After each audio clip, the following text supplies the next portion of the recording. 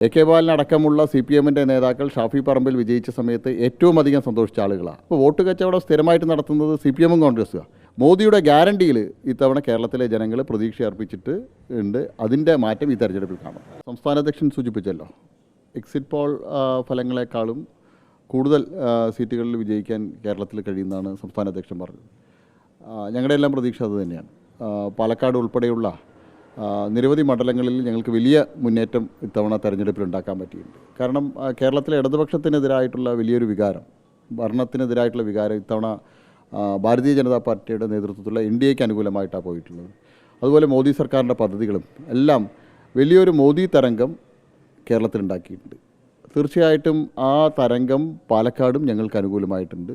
അതുകൊണ്ട് പാലക്കാട് ഞങ്ങൾക്ക് ജയിക്കാൻ കഴിയുന്നുള്ള ശുഭപ്രതീക്ഷ തന്നെയാണ്. അത് എല്ലാ കാലത്തും CPM-ൻ്റെ ആരോപണമാണ്. പാലക്കാട് നിയമസഭാ മണ്ഡലത്തിൽ കഴിഞ്ഞ തവണ ആരാണ് വോട്ട് കച്ചവടം നടത്തിയെന്നുള്ളത് ഇതിനുള്ള മറുപടി ശ്രീ കെ ബാലൻ ഇതുവരെ പറഞ്ഞിട്ടില്ല.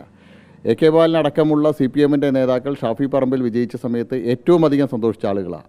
കോൺഗ്രസ്സുകാരെക്കാളും കൂടുതൽ അവരുടെ സോഷ്യൽ മീഡിയ പേജുകളിൽ DYFIക്കാരും CPM-കാരാണ് ഷാഫി പറമ്പിലിൻ്റെ വിജയം ആഘോഷിച്ചത്.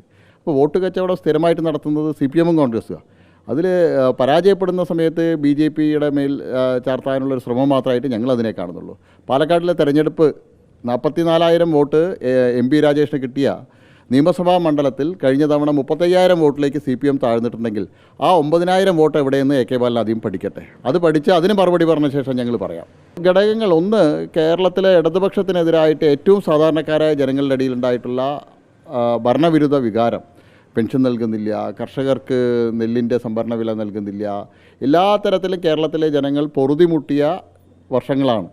ജനങ്ങളുടെ ജീവിതം ദുസ്സഹമായിരിക്കുകയാണ്, മുന്നോട്ട് പോകാൻ കഴിയാത്ത അവസ്ഥയാണ്. ജനങ്ങൾ ഭരണത്തിനെതിരായിട്ട് വലിയൊരു വികാരം CPM-ൻ്റെ പ്രവർത്തകരുടെയും അവരുടെ നേതാക്കന്മാരുടെ ഇടയിൽ തന്നെ ഭരണത്തിനെതിരായിട്ട് വലിയൊരു വികാരമുണ്ട്.